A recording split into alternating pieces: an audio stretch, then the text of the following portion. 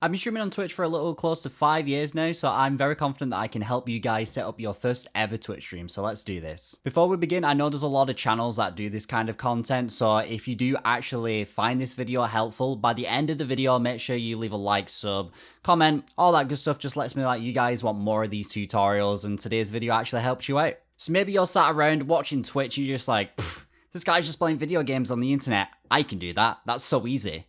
But how do I do that? If that sounds like you, then this is the tutorial for you. We're going to go through each step bit by bit. So the first thing we're going to do, you might think it's download OBS Studio. No, the first thing we're actually going to do is we're going to check your internet speed.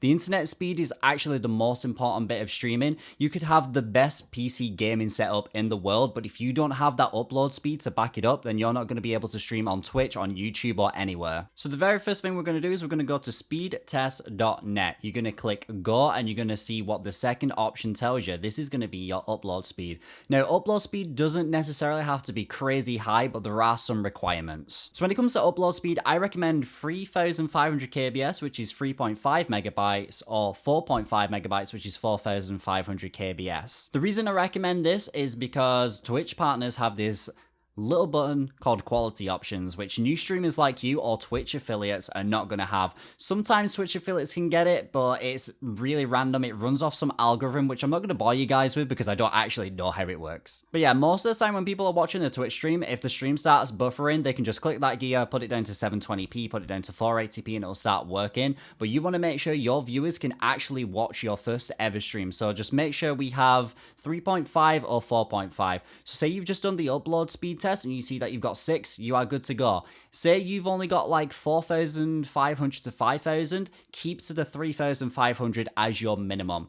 I'd say 3,500 is the best starting point. I wouldn't go any lower than that, otherwise you're just going to have terrible quality on your stream and you don't want that, your viewers don't want that. So if you do have bad upload speed, maybe try and find a way to upgrade that through your internet service provider. Whatever you can, just make sure you have over 3,500 to work with. Alright, now that we know what our upload speed, it is time to download OBS Studio. There'll be a link in the description below. Go click that and download OBS Studio, install it all, and then once you've got OBS Studio opened up, look at this screen. Alright, so if you just opened up OBS for the first time and you're like, what the hell am I looking at? Don't worry about it. We're going to go through it bit by bit and I'm going to explain what each setting means and I'll show you exactly what you need to put on. So if you need to pause the video, go back to look at certain settings, do it. Just make sure we've got all the right settings and your first stream is good to go. So here's what you're going to do when you first open up OBS. You're going to go to File, you're going to click Settings, and the first tab you're going to see is General.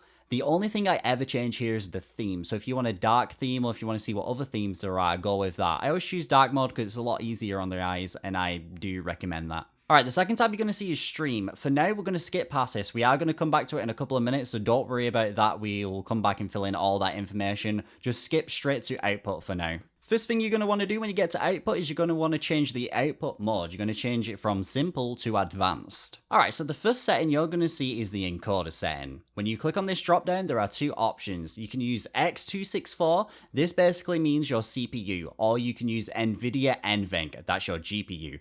Depending on which one is stronger in your PC is probably what you want to use for streaming. So if you want to use your CPU, we're going to go through those settings first. But don't worry, if you want to use your GPU, I'm going to do those settings straight after this. Okay, so going down the list, you want to make sure that Enforce Streaming Service is ticked.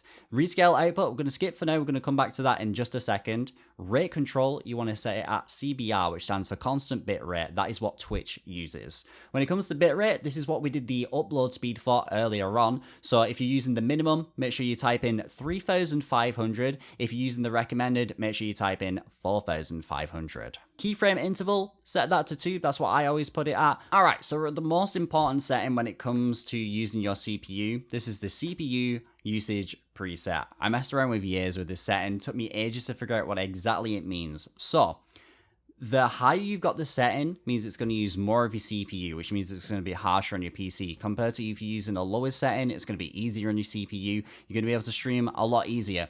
So say you're playing something like Mario Kart 8. Mario Kart 8 is what I first started streaming with back in the day. And I used to stream it on super fast. This meant that my stream was easy to run, but it looked really pixelated. So eventually when I learned what this setting meant, I bumped it up to very fast, and it meant there was less pixelization. Basically, the higher you can put this setting means your stream quality is going to look better. but if OBS starts having problems, make sure you set it down. So it goes from ultra fast, that's the lowest setting, and slow is the highest. You never want to go to slow. The highest you ever want to go is medium. If you've got a really good CPU, just set it straight on medium. Say you've got like an i9, something crazy like that, you can easily do medium. If you're not too sure with your CPU, mess around with very fast and super fast and just go from there. Remember, if you just do like test recordings or test streamers, there's nothing wrong with that. It just makes sure when you do your first proper stream, you are ready to go. You know exactly what setting to have it on. I would say, depending on the game that you're playing, if you're running from your PC as well, go with very fast for now. If it struggles, super fast should be easy for you.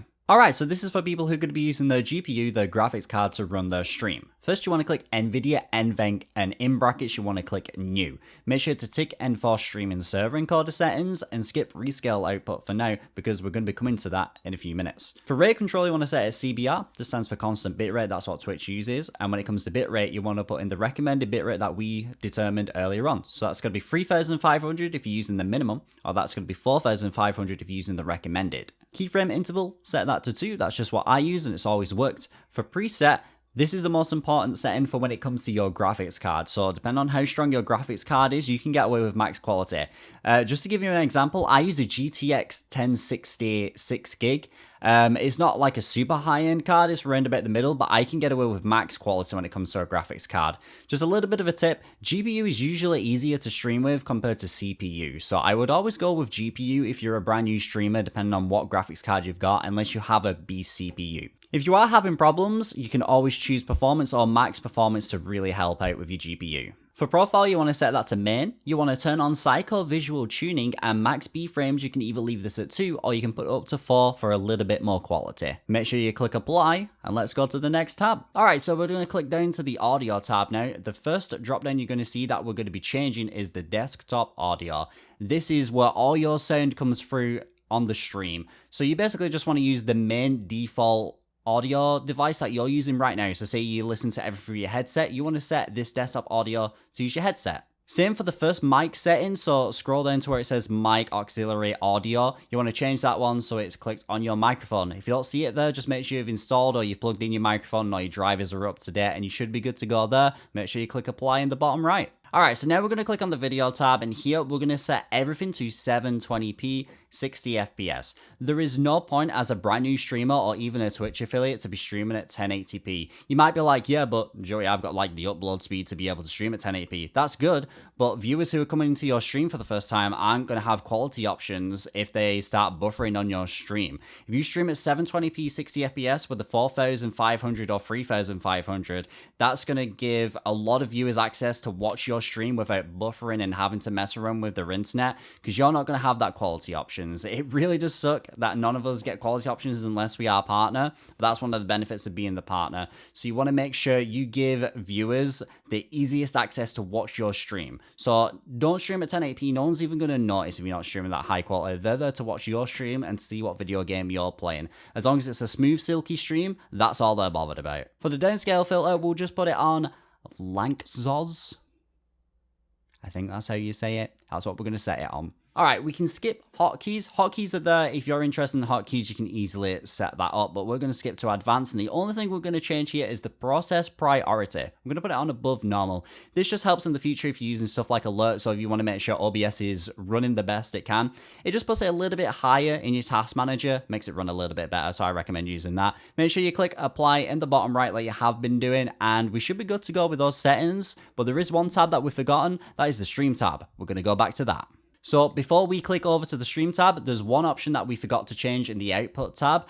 That's because we've only just set up the video tab setting. So we want to go to the rescale output setting that we skipped earlier on. You want to tick the little box and you want to change the drop down to 720p. If you don't see it there, you can manually type it in. So it'd be 1280 times 720 and then untick the box so it's grayed out, but it says 720 and then click apply. All right, so we want to click that stream tab. And as you see, it asks for the service you're going to be using.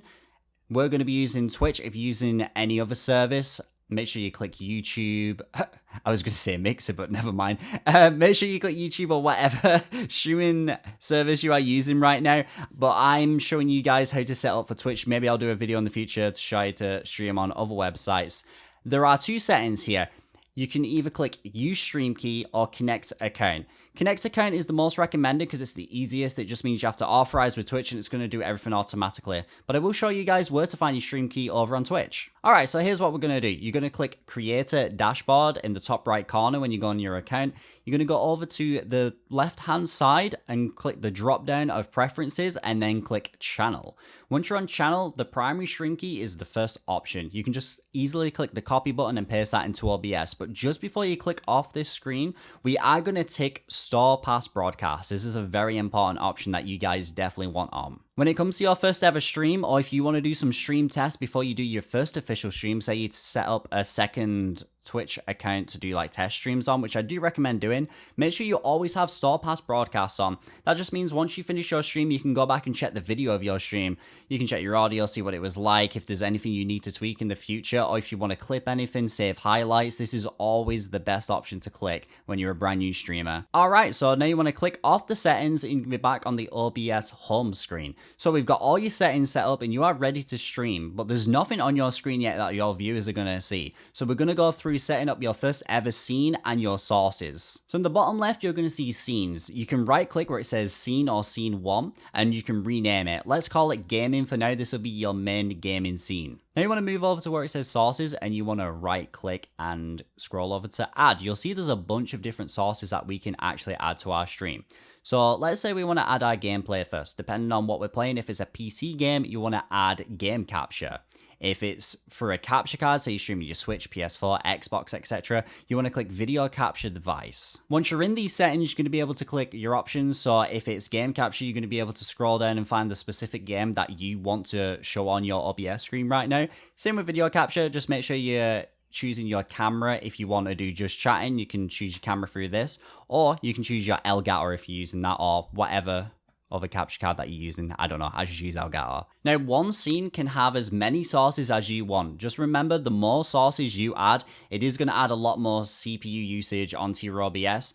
So just mess around, see how much stuff you can actually add before it starts getting a bit crazy, but only add the necessary things. Don't go overboard, don't add a million images. Make sure you're deleting stuff if you're not going to be using it. Like say you're using a window capture to show your viewers something, make sure you get rid of that window capture afterwards if it's not going to be a permanent thing on that scene. I've had it so many times where I've shown pictures of myself or just memes and stuff on stream and I've gone through and forgotten to get rid of those images, so make sure you do that. So yeah, make sure you add your game screen. If you've got a camera, you can add that. If you've not got a camera, that's totally fine. We've got your microphone set up, so you'll see on your audio mixer when you're talking into your microphone now, you can see it going through live. You can check your game volume.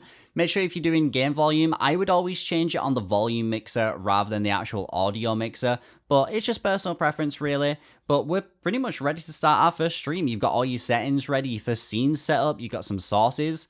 Now that you know how to set up a scene, maybe you want to set up a starting soon screen, maybe you want to set up a BRB scene, depending on what you want to do. Just mess around with it, be unique, set up what you guys want to do for your stream.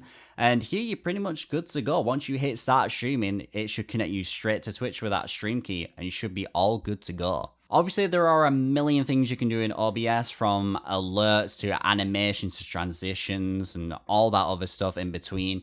If you guys have enjoyed this video and you want me to do separate videos on setting up alerts and going through all that stuff, let me know in the comments down below. But yeah, if you followed all these steps, you should be ready to start your first ever stream. I hope it's all good to go anyway.